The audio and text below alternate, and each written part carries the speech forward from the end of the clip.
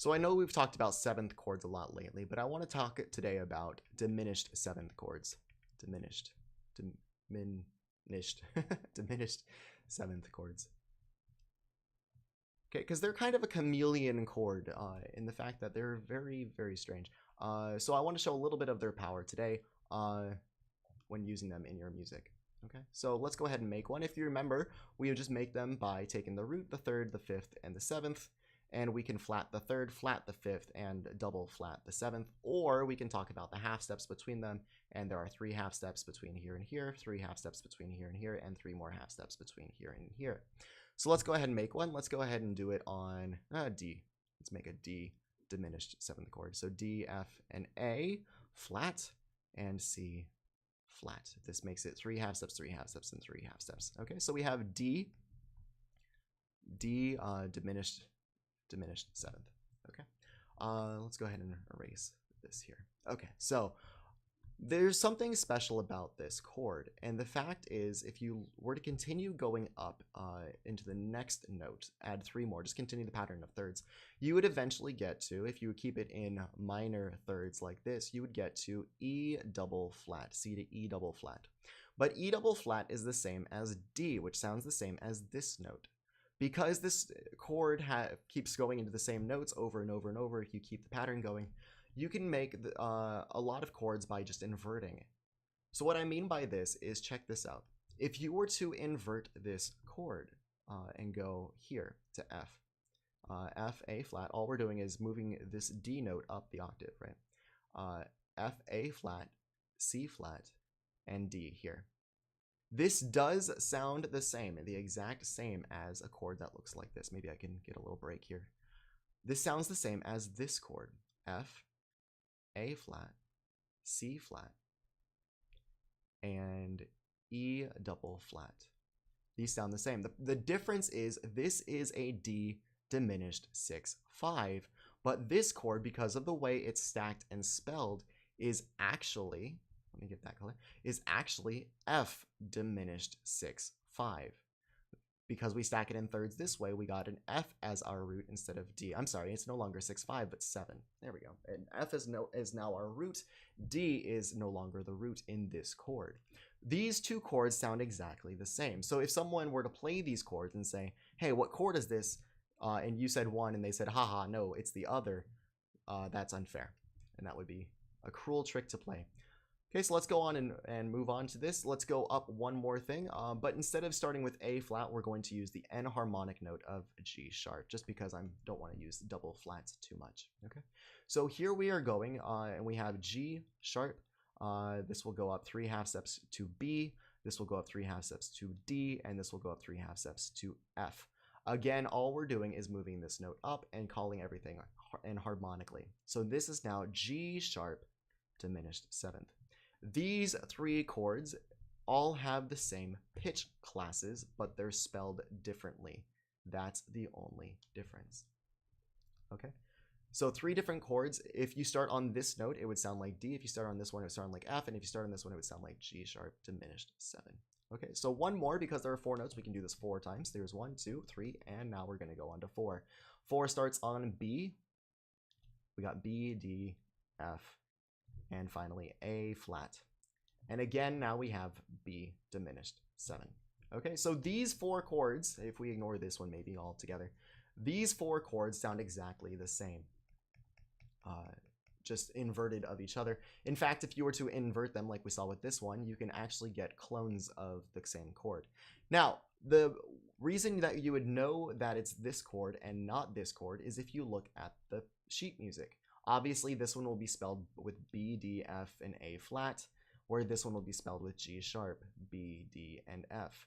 Instead of, if you see a G sharp, it's got to be this one. If you see the A flat, it's got to be this one, that kind of thing. Okay? So, on paper, there's a big difference. But why would you ever do this? It sounds like a headache, right? Well, it all depends on where you're going. If you remember where we found this chord to begin with, it was on the 7th scale degree in the harmonic minor. Harmonic minor, and then it was on the 7th scale degree. The 7th scale degree usually wants to go to 1. In minor, it would be on the minor 1. So if we had these chords all you have to do is add 1/2 step. So we have D going up 1/2 step. The D diminished seventh would resolve to E. Or let's go ahead. I'm sorry, that was wrong anyway. Let's go ahead and draw it here. D diminished 7 would resolve to E flat. Simply add 1/2 step, right? And call it the next note name.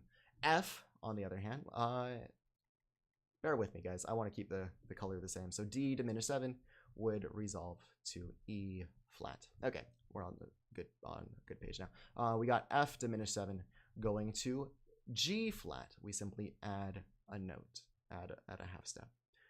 G sharp, if you can guess, would go all the way up to G sharp diminished 7 would go to A. Okay, and finally we have B diminished 7, B diminished 7 going to C. Okay, maybe lowercase c. Okay, so these are the different places you could go with the same kind of chord. Remember, these chords are enharmonically the same. These chords are completely different from each other, from one another. Okay, so imagine if you have your music, maybe you have a chord progression like 1, 4, 5. If you're in harmonic minor, you have major 5, right? And then you get back to another dominant function here, and you got a 7th chord, and you always repeat this a bunch, and people get used to listening to this. And then you want to throw a curveball and go somewhere different. Okay, this is very tame. This looks very normal for a minor chord progression. But if you were to take this chord and spell it as something else, for example, if you are in the key that we started in, you go to D diminished 7, and this chord would then be G if you're following along. No, I'm sorry. You're in the key of E flat for this one. There we go. E flat minor. Then your 4 chord would be A flat minor. Your 5 chord would be B flat major. And then finally you have that D diminished 7th chord, right? So this would be repeated a bunch, but then you want to throw them a curveball. Maybe you're going into your bridge section after they listen to this during the verse or the chorus or both. And you say, you know what? We're not using this chord anymore. We're actually going to spell it as, especially if you go really far away. This one is arguably further because it's not a neighbor. I don't know how to explain this any further. Let's see. If you go from this chord to this chord, you're not going too far. E to G flat is just a minor third apart in tonality. Same thing here, minor third. Same thing if you connect any of them. But if you jump this far, if you jump from here to here like this, if we were to use, instead of D flat diminished 7, we're going to use G sharp. Did I say D flat? D diminished 7. And instead of D diminished 7, we're going to use G sharp diminished 7. G sharp diminished 7. Now when we repeat, we hit the repeat sign, we're going to go back to, check this out. We're going to go back, if I can get a good arrow, we're going to go back to A. Why is this weird? Well, E flat to A is a really strange relationship. This is the tritone relationship. Tritone is the same as a diminished 5th or an augmented, there we go, augmented, I guess uppercase because it's augmented 4th. Okay, and that's really weird. It's 6 half steps. Remember, from like C to C, you have 12 half steps. Well, if you go here, you're actually going 6 away. There's 6 either way to the next E flat. There's 6. So you're kind of stranded in the middle of the scale, and it's a really weird place to be, but we got there legally just by respelling this chord. So this is a really, really strange way to get to a really new tonality. E flat usually doesn't have anything in common with A, the key-wise, scale-wise. So just to illustrate this further, we can talk about the different scales. So E flat, minor looks like this. It's the same as G flat major. So we got E flat, F, G flat, A. Everything's flat except that F.